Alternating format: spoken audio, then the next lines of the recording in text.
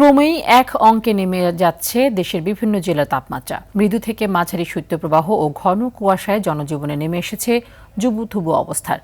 দেশের সর্বনিম্ন তাপমাত্রা রেকর্ড করা হয়েছে নওগাঁয় ৬.৭ ডিগ্রি সেলসিয়াস রেকর্ড করেছে বদলগাছি আবহাওয়া ও কৃষি পর্যবেক্ষণ অফিস।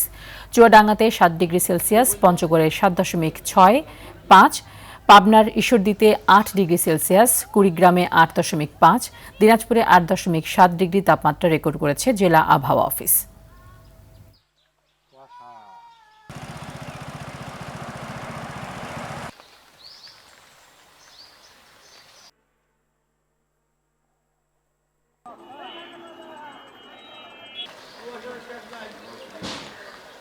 ঠান্ডা তো পড়তেই আছে, কাপড় চোপড় নাই, কোনো নাই। কালকেও রোদ ওঠে নাই, কুয়াশা পড়ছে, আজকেও সেই রোদ ওঠে নাই, কুয়াশা আছে। দর্শক, দেশের সর্বনিম্ন তাপমাত্রা রেকর্ড করা হয়েছে নওগাঁতে ৬.৭ ডিগ্রি সেলসিয়াস। সেখানকার কি অবস্থা এবং সেখানকার জনজীবন কেমন চলছে এ সমস্ত জানাতে নওগাঁ থেকে সরাসরি যুক্ত হচ্ছেন সহকর্মী আরিফুল হক সোহাগ। আরিফ, আমরা যতটুকু জানি যে একেবারে সর্বনিম্ন তাপমাত্রা আজকে নওগাঁতে, এবং এটি সর্বনিম্ন কততে নামতে পারে বলে জানিয়েছে আবহাওয়া অফিস, এবং এর প্রভাবে জনজীবনে কেমন প্রভাব পড়েছে? ধন্যবাদ তানিয়া।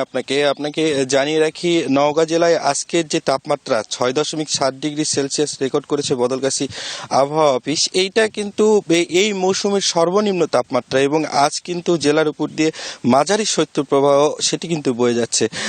আমি যদি আপনাকে একটু দেখানোর চেষ্টা করি যে এই শৈত্যপ্রবাহের ফলে কিন্তু কৃষি জমিতে এর প্রভাব কিন্তু পড়েছে।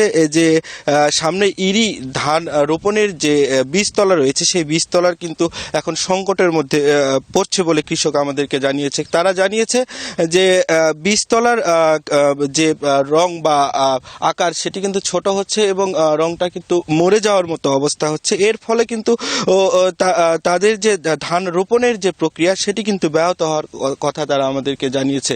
এবং তারা বলেছে যদি এই কুয়াশা এবং এই শীত যদি আর টানা কয়েকদিন থাকে, তাহলে কিন্তু তাদের যে বাকি যে বীজতলার যে অংশগুলো রয়েছে সেটিও কিন্তু আসলে নষ্ট হওয়ার পথে থাকবে বলে তারা আমাদেরকে জানিয়েছে। আর আপনাকে বলতে গেলে আমি যেটি জানাই সেটি হচ্ছে যে গতকাল কিন্তু নওগাঁ জেলায় ১১ ডিগ্রি তাপমাত্রা রেকর্ড করেছিল। আজ কিন্তু সেটি প্রায় ৫.৫ ডিগ্রি তাপমাত্রা কমে এসেছে। এর ফলে কিন্তু যে জনজীবনে যে দুর্ভোগ সেটি কিন্তু রয়েছে, এবং সাধারণ যারা মানুষ রয়েছে, যারা খেটে খাওয়া মানুষ, তাদের কিন্তু খুব সকালে কাজে বের হতে হচ্ছে, এবং তাদের কিন্তু কাজে যেতে কিন্তু বেশ বেগ পেতে হচ্ছে বলে তারা আমাদেরকে জানিয়েছেন। অপরদিকে বিভিন্ন সামাজিক সংগঠন এবং সরকারের পক্ষ থেকে কিন্তু জেলায় ইতিমধ্যে শীতবস্ত্র বিতরণের কার্যক্রম শুরু হয়েছে, এবং এই শীতবস্ত্র কার্যক্রমের মধ্য দিয়েই কিন্তু যারা শীতে দুর্ভোগে থাকা মানুষ রয়েছেন তারা কিন্তু উপকার পাচ্ছেন বলে তারা আমাদেরকে জানিয়েছেন। তো তানি, এই ছিল নওগাঁ থেকে শীত নিয়ে আমার কাছে